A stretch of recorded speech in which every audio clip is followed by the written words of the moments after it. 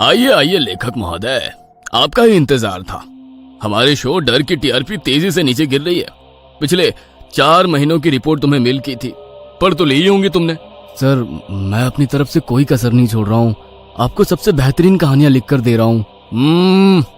बेहतरीन होती तो मेरा टॉप रेटेड शो ऐसे आखिरी दिन ही गिन रहा होता। देखो, मुझे चैनल से चेतावनी मिल चुकी है। तुम्हें आखिरी मौका दे रहा हूँ। बाकी तुम जानते ही हो, मेरे पास लेखकों की कमी नहीं है।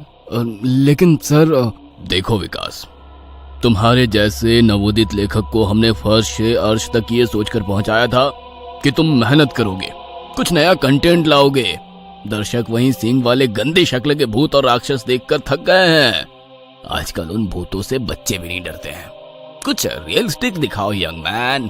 बाकी लेखन तुम कर रहे हो, कहाँ गलती हो रही है ये सोचना तुम्हारा काम है। प्रोड्यूसर से खरी खोटी बातें सुनने के बाद विकास अपने घर आ गया था। अब बस भी करो विकास, आज दोपहर से लगातार शराब पी रहे हो और कितनी सिगरेट फूंक चुके हो, कुछ अंदाजा है तुम्हें? रोशनी, मेरे हाथ से ये शो जा रहा है। तुम जानती हो ना कितनी मशक्कत के बाद ये शो मिला था। एक राइटर के लिए काम ढूंढना कितना मुश्किल है, तुम समझती भी हो। मैं क्या करूं यार, क्या करूं। लिखता तो हूं हर हफ्ते के लिए एक नए राक्षस की कहानी। कुछ देर बाद मायूसी से अपना सर टेबल पर टिकाकर बैठने के बाद अचानक ही विकास झटके से उठ खड़ा होता है। हाँ ठीक है, तो कहा प्रोड्यूसर ने कुछ रियलिस्टिक लिखना पड़ेगा, लेकिन उसके लिए पहले रियल में किसी प्रेत का सामना करना पड़ेगा। मिल गया आइडिया। क्या आइडिया मिल गया विकास? तुम्हारा दिमाग ठीक है? रोशनी, में कुंदरगढ़ के किले में जा रहा हूँ। मैंने काफी सुना है उसके बारे में, शायद मुझे वहाँ कोई स्टोरी मिल जाए। विकास, हॉरर लिखना अलग बात है और खुद भूतों के बीच जाना अलग। पागल मत बनो। मेरे करियर का सवाल है रोशनी, मुझे जाना ही होगा और कोई रास्ता नहीं है। ठीक है, मैं भी साथ चलूंगी। अब जो होगा देखा जाएगा। अगले दिन ही दोनों राजस्थान के लिए निकल गए। अपनी गाड़ी से मुंबई से राजस्थान आने में काफी समय लग गया था। दिन ढल चुका था और हल्की ठंड माहौल को खुशनुमा बना रही थी। मंजिल अब सामने ही थी। 3 मंजिला इमारत सामने से देखने में काफी रहस्यमयी नजर आ रही थी। जैसे जैसे गाड़ी किले के नजदीक पहुंच रही थी, विकास और रोशनी के मन में डर और कौतूहल के मिश्रित भाव पनपने लगे थे। पता नहीं वास्तव में यहाँ कोई कहानी मिलेगी भी या ये सब कोरी अफवाह है। इस बात की भी पूरी संभावना थी कि वहां कोई शक्तिशाली साया हो। न जाने अगला पल उनके लिए क्या लेकर आने वाला था। रोशनी ने विकास का हाथ कसकर थाम लिया था। बिना कहे ही दोनों एक दूसरे के लिए चिंतित थे। कुछ ही देर में वे किले के सामने थे। कुंदरगढ़ का किला 5 मंजिला भवन था। किसी समय में भव्यता की मिसाल रहा यह किला अब लगभग जर्जर हो चुका था, जिसकी 2 मंजिल जमीन के भीतर थी। किंतु वहां जाने का साहस कभी किसी ने नहीं किया। विकास मन बना चुका था कि वह एक बार नीचे की मंजिल भी जरूर देखेगा। किले में प्रवेश करते हुए शाम के 7:30 बज गए थे। हल्का धुंधला सा छाने लगा था। पूर्णिमा की चांदनी रात और गहराते धुंधले ने मानो उस जर्जर हो चुके किले में जान फूंक दी थी। ऐसा लगता था जैसे अभी ये अपनी कहानी कह उठेगा। विकास और रोशनी किले के भीतर पहुंच गए थे। किले को इस तरह से बनाया गया था कि चंद्रमा की चांदनी छिटक कर हर भाग में हल्का उजाला कर रही थी। थकान हो रही है विकास, चलो खाना खाकर थोड़ा सुस्ता लेते हैं, उसके बाद किले में घूमेंगे। रोशनी, तुम्हें डर तो नहीं लग रहा है ना? तुम हो ना मेरे साथ, भूतों के जन्मदाता। कितने ही प्रेतों की नियति तुमने अपने हाथों लिखी है। तुम्हारे होते हुए मुझे भला क्या डर? जानता हूं तुम्हें डर लग रहा है। कहीं ना कहीं इस किले की खामोशी मुझे भी डरा रही है, लेकिन हिम्मत रखनी होगी। तुम चाहो तो अभी भी वापस जा सकती हो। प्लीज विकास, छोड़ो ये सब। रोशनी ने विकास के कंधे पर सर रख दिया।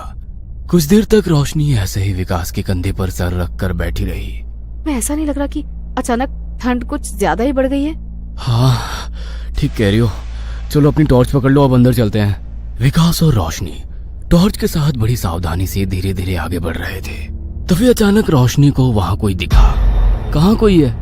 अरे बाबा, तुम अपनी परछाई से भी डरोगी क्या अब? विकास रोशनी को समझाता रहा, मगर रोशनी मानने को तैयार नहीं थी। उसे वहां कोई आकृति दिख रही थी। विकास और रोशनी वीडियो कैमरा ऑन करके टॉर्च के प्रकाश में आकृति की दिशा में आगे बढ़ते हैं। अरे ये कौन है?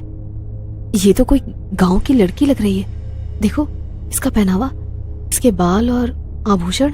आजकल ऐसे कपड़े कौन पहनता है? लेकिन ये इतनी रात को यहाँ क्या कर रही है? तभी वो लड़की पलटकर उनकी ओर देखती है।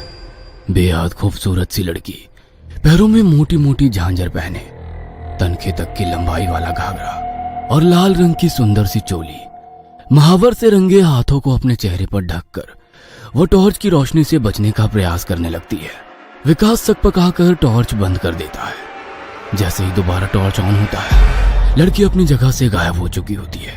विकास और रोशनी के हाथ पांव ठंडे पड़ने लगते हैं। विकास फटी हुई आंखों से रोशनी की ओर देखता है। रोशनी की आंखों में भी डर साफ दिखाई पड़ रहा था। तभी झांझर की आवाज सुनाई पड़ती है।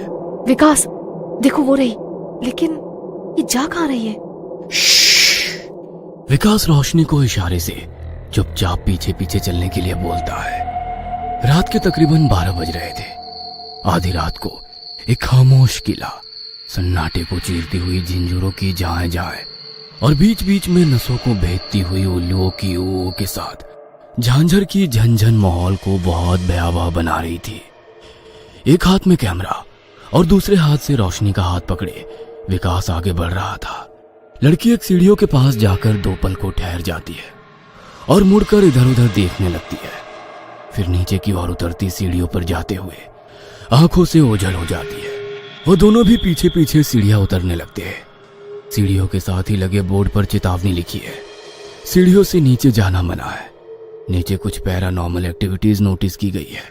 रात का अंधेरा या उस लड़की को देखकर हुआ सम्मोहन, कारण पता नहीं क्या था, किंतु वे दोनों बिना बोर्ड को देखे ही आगे बढ़ जाते हैं। नीचे पहुंचने पर उजाला नाम मात्र का ही आ रहा था, इसलिए दोनों ने अपनी टॉर्च जला ली थी। चारों ओर मकड़ी के जालों और धूल का साम्राज्य था। ठीक से ऑक्सीजन ना मिलने से जैसे सांस भी अटकने लगी थी। अचानक नीचे की मंजिल का रूप बदलने लगता है।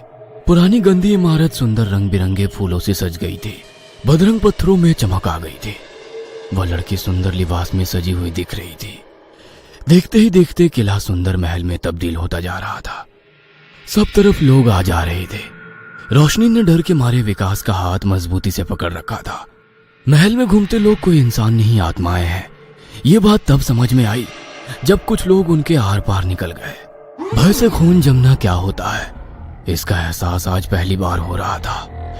रोशनी और विकास एक भूत की तरह खड़े सारा नजारा देख रहे थे। उनकी आंखें डर से फटी हुई थी और पैर कंपकपा रहे थे। तभी उस लड़की को उसकी सखियां सजाने लगती है। राजस्थानी लोकगीत और ढोलक की थाप पूरे महल में सुनाई पड़ने लगती है। वहां होती अफरा तफरी से ऐसा लग रहा था मानो कोई उत्सव या ब्याह का माहौल हो। तभी एक सैनिक जैसा दिखने वाला आदमी आकर इशारों में कुछ कहने लगता है।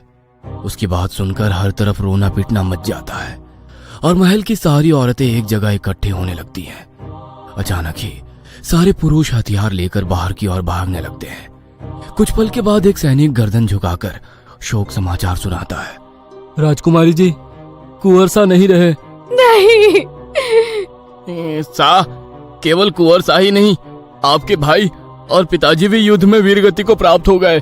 ब्याह से पहले ही जिस कुंवर ने मेरे मान की खातिर अपनी जान दे दी, मैं प्रण लेती हूँ उस कुंवर के अलावा कोई मुझे छू भी ना सकेगा।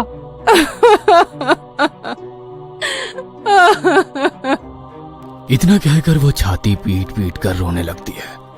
उसकी गरज से महल के पत्थर हिलने लगे थे। विकास और रोशनी एक कोने में सहमे खड़े थे। महारानी, दुश्मन किले के पास पहुंच गए हैं। संदेश भिजवाया है, आज से आप और ये किला उनकी अधीनता स्वीकार कर लें, नहीं तो भयंकर रक्तपात होगा और किले को रक्त से स्नान करा दिया जाएगा। इतना सुनते ही राजकुमारी और महल में उपस्थित औरतें विलाप करने लगी। उनके रुदन से लग रहा था कि कानों की नसें फट जाएंगी। विकास और रोशनी ने अपने कानों पर हाथ रख लिया था।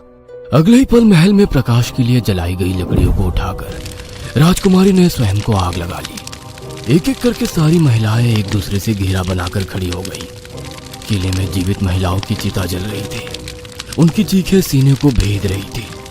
राजकुमारी सहित अनेक महिलाओं को ऐसा जलता देखकर रोशनी खुद पर से नियंत्रण खो बैठती है और उसकी चीख निकल जाती है।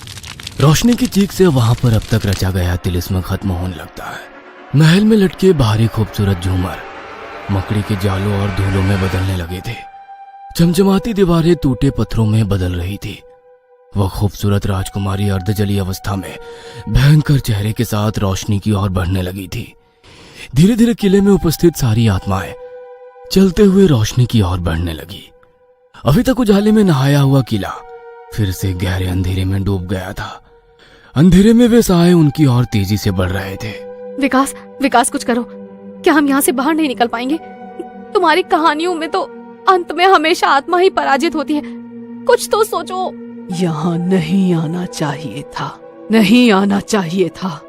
ये मेरा किला है, एक मारवाड़ी स्त्री की जुबान है ये। यहाँ किसी बाहर के आदमी को जीवित ना रहने दिया मैंने कभी।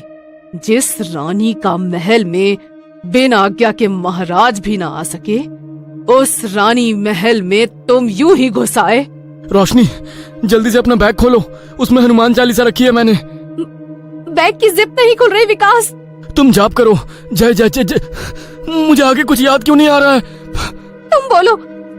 जय जय। उन दोनों की जुबान मानो अटक सी गई थी। रोशनी और विकास को आत्माओं ने चारों ओर से घेर लिया था। अचानक ही किले की दीवारें ध्वस्त होकर गिरने लगी। एक एक करके गिरते भारी पत्थरों और दीवारों की आवाज में कुछ चीजें घूट रही है। थोड़ी देर बाद सब कुछ सामान्य हो गया। रानी महल में प्रवेश करने का मुख्य द्वार टूटकर बंधित हो गया है। कहानी की तलाश में आने वाले विकास और रोशनी की कहानी का दुखद अंत हो चुका था। विकास की गाड़ी से पुलिस को उनके वहां आने की पुष्टि तो हुई, किंतु किले के भीतर उनका कोई सुराग नहीं मिला। खोजी पत्रकार अविनाश ने उनकी खबर निकालने का जिम्मा लिया है। अमावस्या की रात वो किले में बिताने का निश्चय कर चुका है। वीरान किले की चीखें सुनने वाला एक और इंसान शायद आज कहानी बनने वाला है।